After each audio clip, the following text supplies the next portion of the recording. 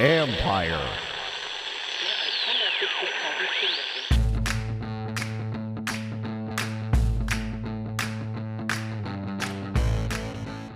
Hello and welcome to my podcast. Today I'm joined by former Washington corner Fred Smoot. I wanted to talk about the defensive backfield and the coverage issues, where he thinks they lie, and few are better to do this than Smoot. He still studies the game, and of course, he played it. Smoot is still optimistic about this season and thinks that better days are ahead for the defense. We'll see if he's right. You can listen to Fred on a podcast called That's Your Opinion with Chick and Smoot. He does a podcast with Chick Hernandez, who of course covered the team for Comcast for years and was a local broadcaster for a long time. So you can find it on Apple or wherever you get your podcasts. And of course, you can read my work on ESPN.com. Smooter is always entertaining. But before I play my conversation with Fred, I wanted to update you on the situation involving head athletic trainer Ryan Vermillion. As I'm sure you know, he was placed on administrative leave because of an ongoing criminal investigation that what the team has said, does not have any ties to the team, or it's not about the team. I've heard many things over the last 24 hours. A lot of it is guessing, it's speculation. I'm not going to do any of that here. That to me would be highly irresponsible. In these cases, you stick with what you know and what you can report. So what we know is that the DEA raided his house and his office at the practice facility. And that was on Friday. We know he hasn't been charged with anything yet, but that doesn't always happen right away. That could sometimes take a year or two even before charges are filed. I know they talked to some ex-Washington players. I don't know how many, nor do I know if players elsewhere were talked to. You can assume things, but I don't know for sure who they talked to. I know this caught a lot of people by surprise. I know a lot of people vouch for his character. I also know there was friction between he and Dr. Robin West, the former head physician who left during the offseason, in part because of that. And I know there was some with some former players as well. I don't know how he is with some of the guys there. I know that the DEA does not mess around. As one person in law enforcement told me, they are slow and methodical. Any case that's open has to be approved by a U.S. attorney. They have to brief the attorney throughout the process to make sure that they can continue. But I don't know what they have on him or what they're looking to discover. I just know it's not a good situation. I also know the DEA views this as a high-profile case because it involves the NFL. They're going to be extra careful. There will be more to come, so we will update you on ESPN.com as well as here whenever there's more to report. With that, it's back to football. So after this break, I'll be back with the always fun Fred Smoot. Where would he play Landon Collins? Welcome back. Now here's my conversation with Fred Smoot. All right, Fred. Well, like I just told you before we came on the air, there's a lot of coverage issues here. And I know you know your stuff. So I wanted to get into this with you. In general, before we get going into it, what have been your thoughts on the coverages? Well, it's not that they're bad at what they're doing. You got to think of it as a boy band. If the boy band is not all on the same page, the show is going to be a terrible show. And yeah. I think what most people don't realize is, besides Cameron Curl, nobody else on this team played together last year. Right. The defensive backfield. Now, Landon Collins was on the team, but he did not play in this defense. Right. He didn't physically play. So we got 6 guys trying to all get on the same page during the season because the preseason is obsolete now. All right. Didn't have I thought they would go about trying to have the practices linked to the Ravens or something to really get some work done. Right. But now the guys are having to learn on the run. And I can't say that Jack Del Rio is giving them any break, because the thing about it is, let's say if this was Greg Williams, the first thing he'll notice is the fact that we haven't all played together. So he would simplify the playbook so we could just play fast. There you go. And that's what you're not getting. You're getting a lot of different play calls called, and now you got the people on the back end thinking, and now the people on the front end, which is your screen, they're thinking. They're not rushing. They just think like everybody. Nobody feels comfortable in this defense, because if you look at it, who actually stats above or better than they was in years past? Nobody. Right, nobody. And you know, it's funny because I did want to ask you that too, because it's to me when I watch them, I don't see a group that's playing confident in what they're doing, and for whatever reason. And I don't think, I mean, there are good players out there. So, but I don't see them being confident. Is that what you see?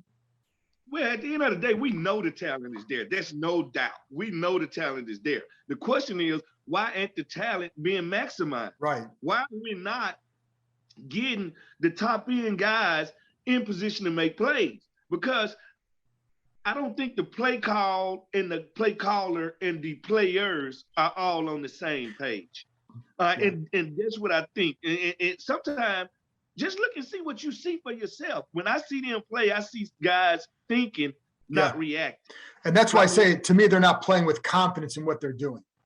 No, yeah, because either they don't like the scheme or they don't understand the scheme. And that's one thing about great coordinators.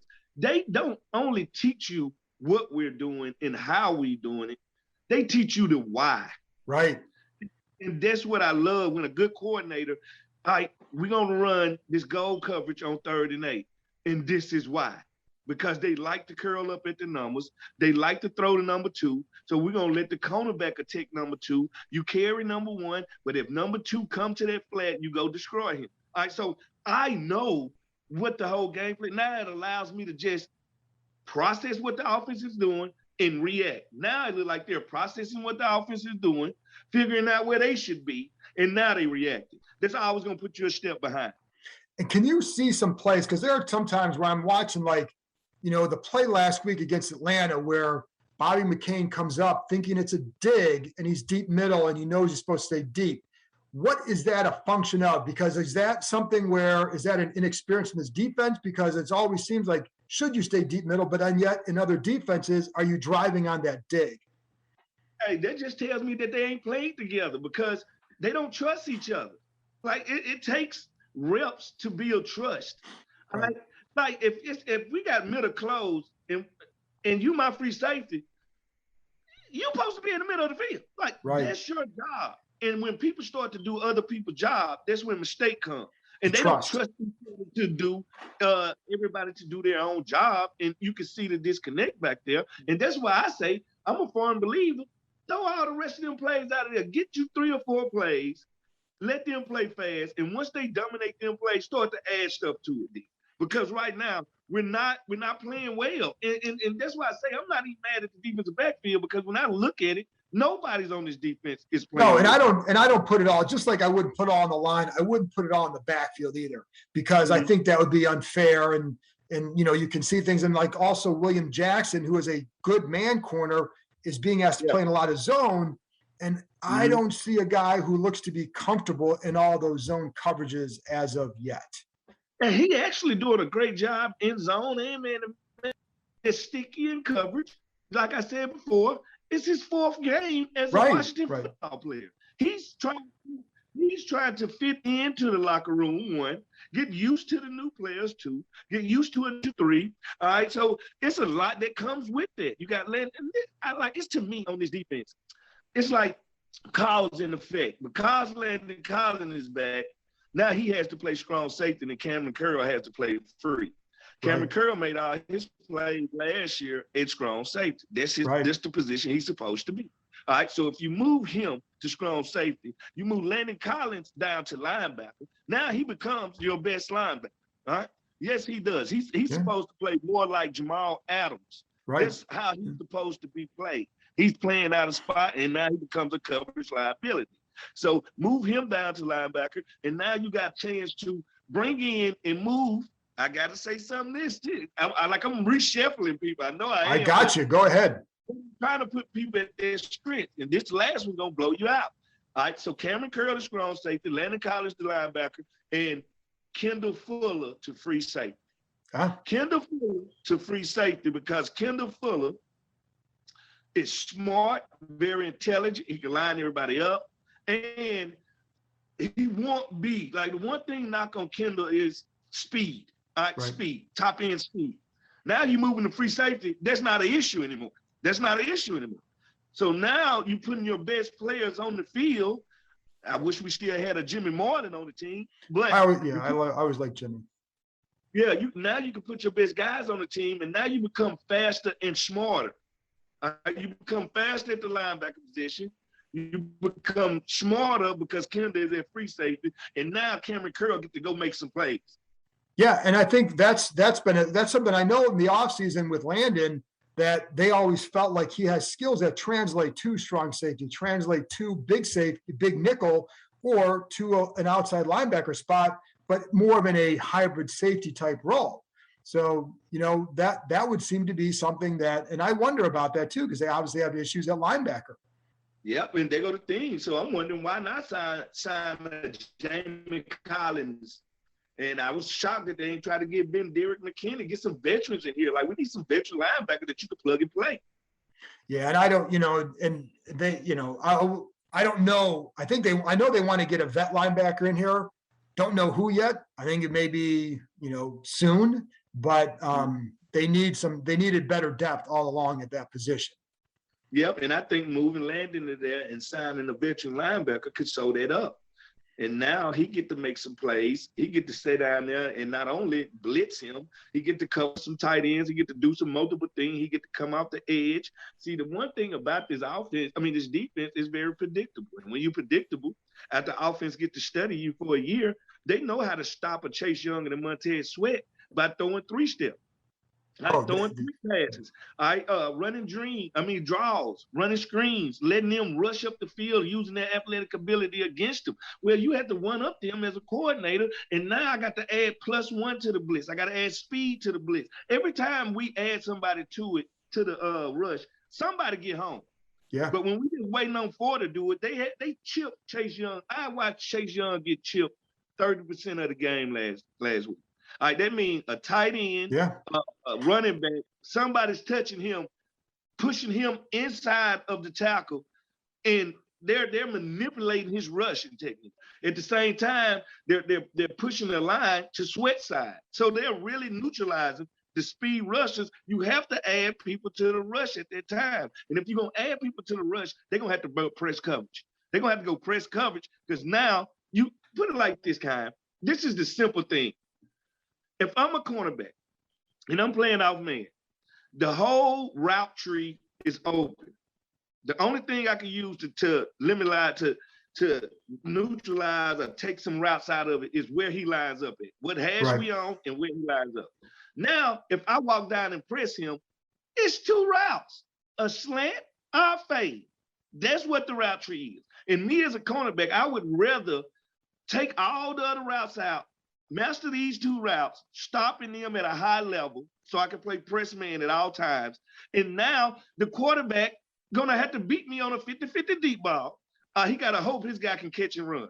But they also got beat on those slants that were beat. They got hurt by those slants a few times the other day. So that's what I wanted to ask you, though, about press coverage, because one thing I see when they do play press, they're not getting their hands on the receivers. And I know that like not every time are you going to jam them. I know that.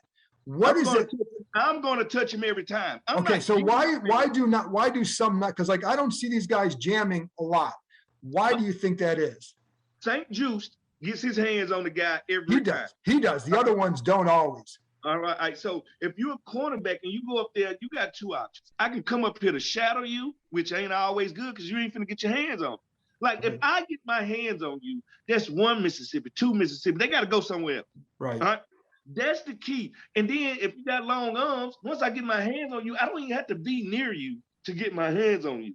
And if I do that, the play is on. The play has to go on. And what I'm trying to do when I press you is to irritate you and to make the time go. All right, to make the time go, make you reroute, make you push you to whatever I got to do. But I'm gonna do it in zones. I'm gonna do it in mans.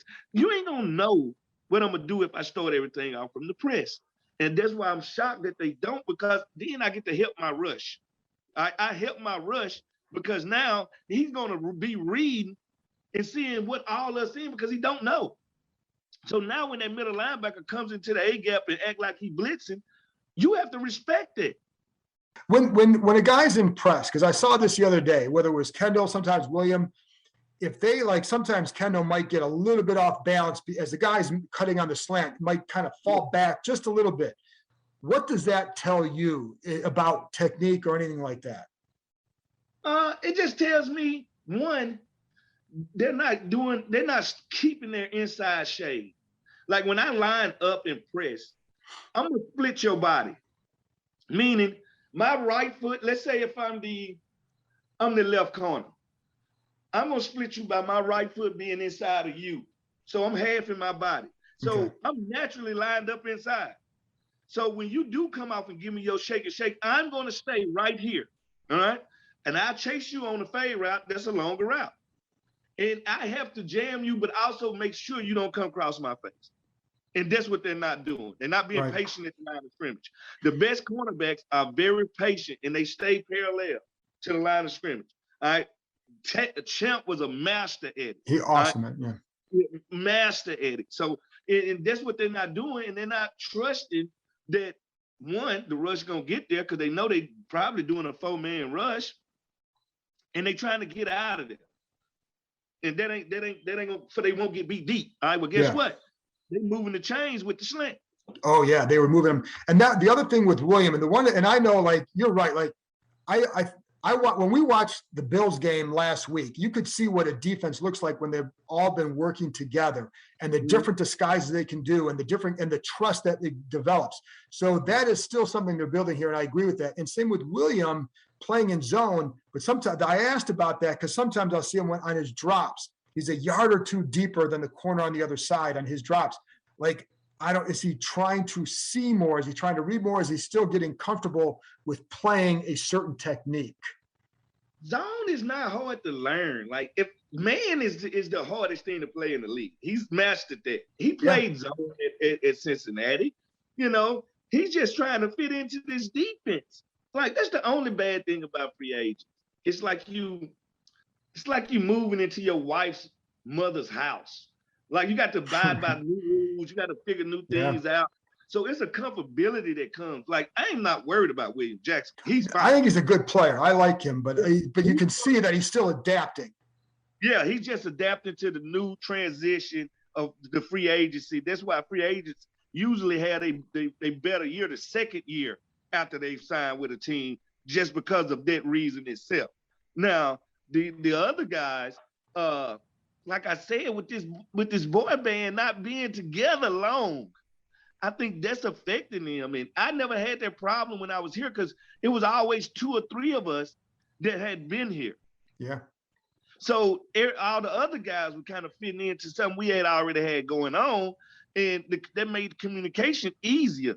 Like, it's easier for us to talk. And out of this group, I think people take for granted talkers like me, because the one thing Greg Williams, the coordinator I had, is I'm very communicative on the field. All right, telling my guys what I would have thought you'd be shy out there. Yeah, you know how it is. But just checking the stuff, alerting stuff. Like that's me all day because I'm attached to the play. I'm alerting 4 verticals when we get to half field. I'm alerting this because they lined up this way. I'm talking to the Sean Springs already on the other side because I think my man finna come over there in motion. If they come in motion, we're gonna box it. I don't hear none of that. I don't see it on TV, and I can tell by how people, you can tell by their hands, how they communicate. It's like they break the huddle and everybody's worried about their job, not collectively saying this is how we're gonna shut them down. I want to ask you too about that, about the communication and just some of the little things because everybody talks, well, miscommunication, but what does that always mean? Like, is there a play where you saw like the emotion and you don't see a reaction the way that you think? And I know you have to know the rules of the defense and all that. It's sometimes just a little bit educated guesswork. But what are some of those little things that the communication can clear up? Well, I've seen them line up 2 wide receivers to the left. I don't know if it was the Bills or what team it was. And they had 1 wide receiver to the right. They motioned him over to the other wide receivers. That's 3 wide receivers, right? Mm-hmm. We, in my day, we would usually box that as I run across the formation. And when I say box it, because I'm the corner that's coming, me and the other corner are the bottom of the box. the safety, and the inside linebacker are the other corners of the box. So now we're going naturally 4 against 3. Right. Still got run responsibilities, but still got pass. That just made it easier for me because now if they run a switch route, I ain't got to chase that guy. Right. I wait on the guy to come to me inside. Nobody comes, I wait. All right. So I'm not seeing them help each other. It's like everybody for themselves trying to survive. And that ain't gonna work on defense. Like if you're gonna play dominate defense, you gotta dictate the pace. Like you gotta get these quarterbacks off their spot. Yeah, big time. One thing I know about this guy, a comfortable quarterback goes to the Pro Bowl. Oh, yeah. All right? No doubt. If the quarterback is comfortable, he will go to the Pro Bowl. Well, it's all of our job to make sure he don't understand what he's seeing. Right. And you'll see the front moving, but the linebackers ain't. The safeties ain't. The quarterback I have seen these guys come out and show they in cover 4 and be in cover 4. Like you cannot. What are you doing? Yeah. Like you can't do that. In my day, me and Sean Taylor, Sean Spring, I'd be like, I'm gonna walk up here and press this cover 4. So they think it's man to man. Right. And Sean will be like, I hang in the middle of the field before I come down to my zone. I know he's gonna do that. And guess what it does? Makes a quarterback think, all right, the dig might be open over here with this man-to-man with Smoot. He ain't got a clue that Sean Taylor is playing cover 4 and he's gonna pick it up. Right. Well, we dressed it up to the point that we gave him Jedi mind tricks.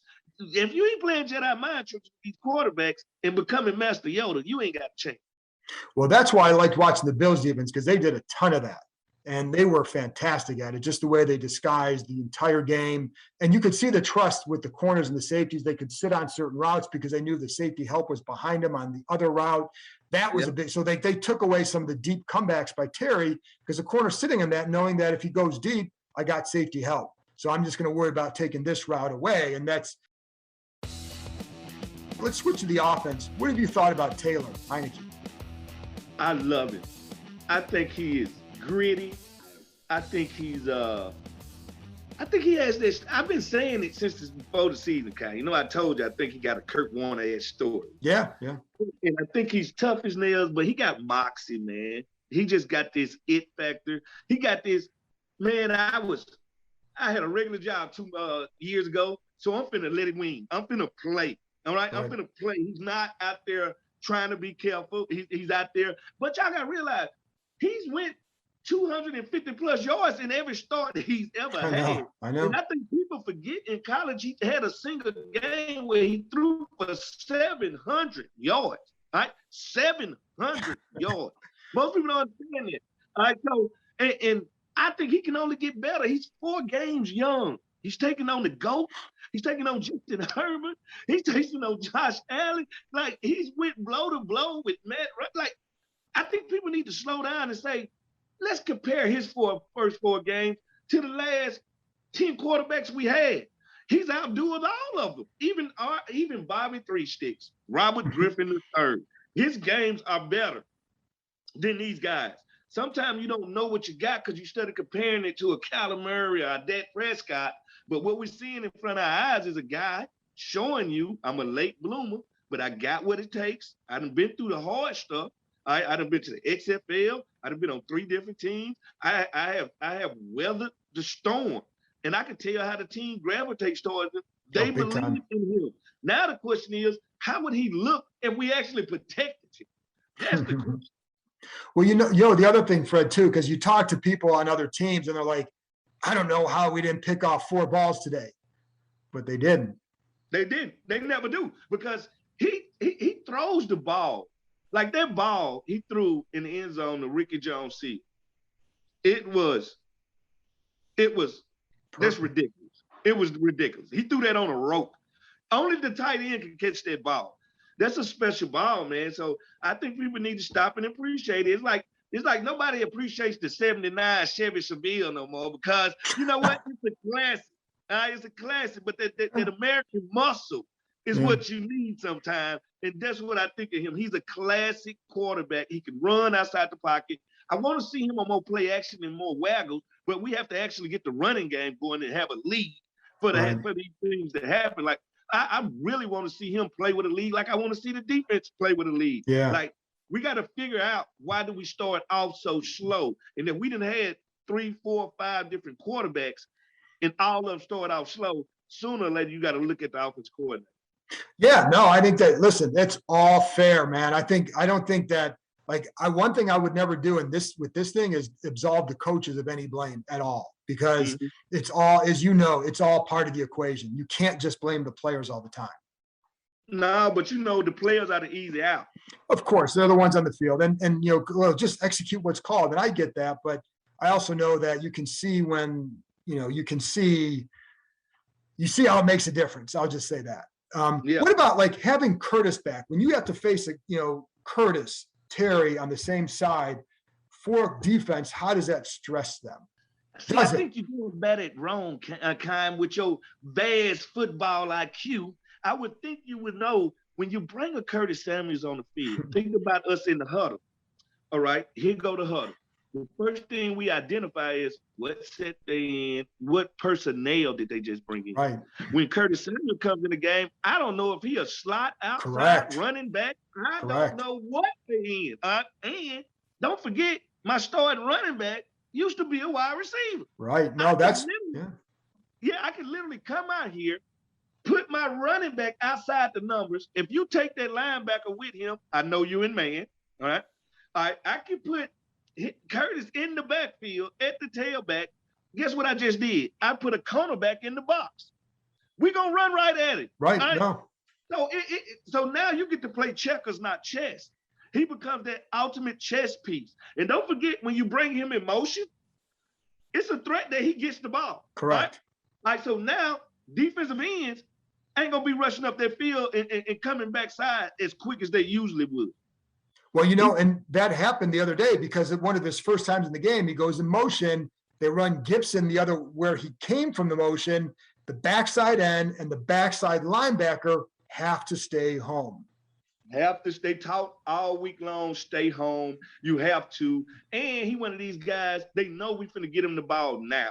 Meaning yards out to catch, yak is what this guy does. If we was at the bar, he'll only drink yak. So he gets him the ball quick. You can throw it to him deep. He becomes that ultimate Swiss Army knife. And I'm going to tell you who's going to really enjoy him being here is Terry McLaurin. Because now he don't have to take on as many double teams as he usually would going to take on. So now we got to the defense has to play honest.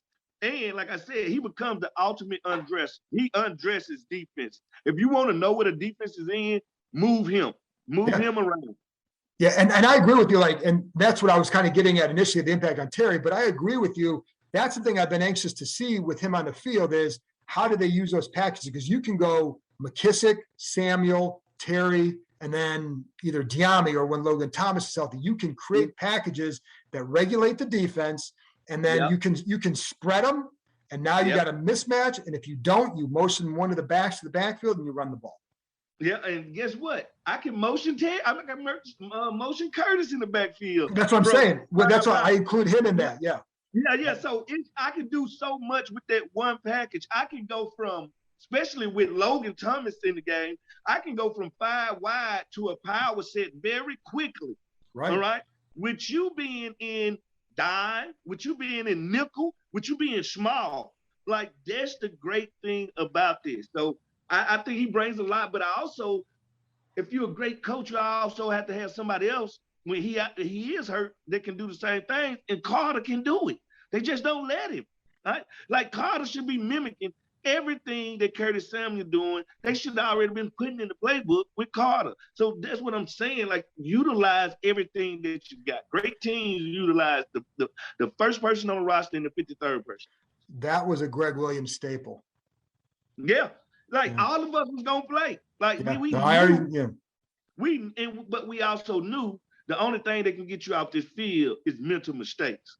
Right. He ain't mad at a physical mistake, but mental mistakes will get you out this field. And if that's the case, half our defense would not be playing right now because they seem to not be on the same page, and they seem to not sometimes understand what they're supposed to be doing.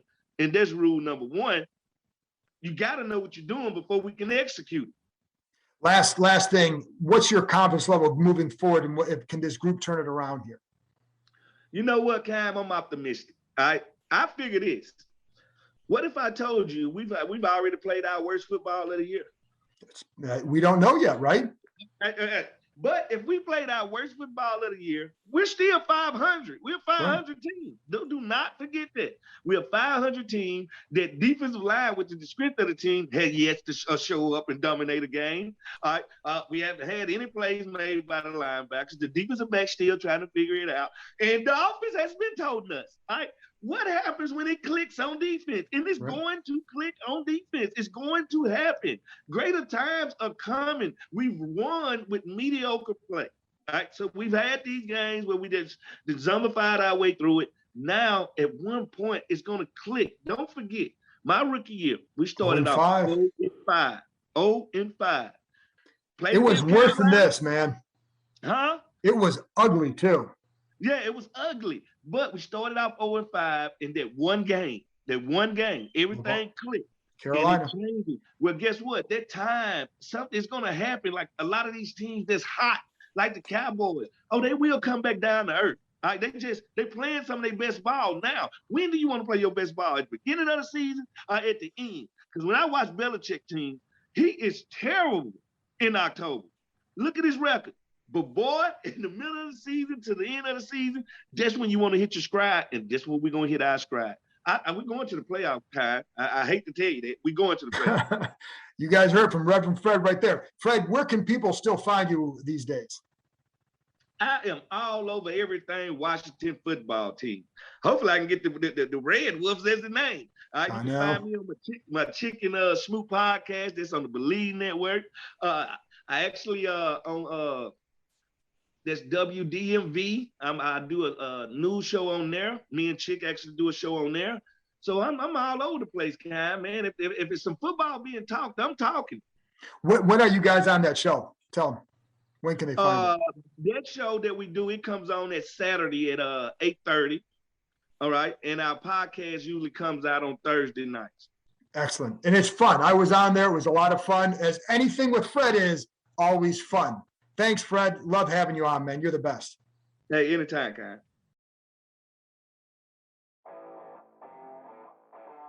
That's it for this episode. Thanks to Fred for joining me, and thank you, as always, for tuning in. I'll be back on Friday with the New Orleans Saints preview and perhaps a player interview as well. Talk to you next time.